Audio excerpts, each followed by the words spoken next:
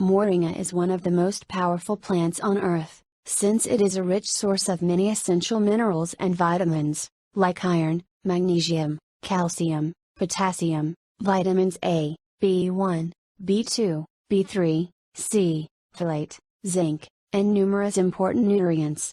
Moringa has 25 times the iron content of spinach, 17 times the calcium than milk, and 10 times the beta-carotene than carrots. Moreover, the leaves are abundant in potassium, iron, zinc, vitamins B and C. Therefore, this amazing plant can help you boost your health in countless ways.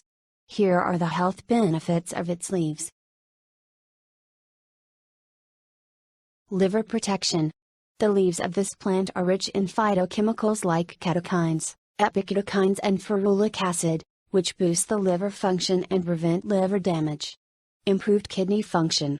This plant is a powerful detox and diuretic agent, which prevents infections and cleanses the urinary tract.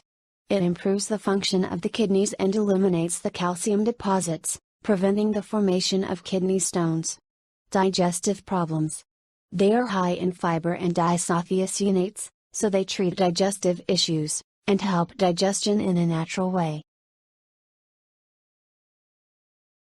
Diabetes.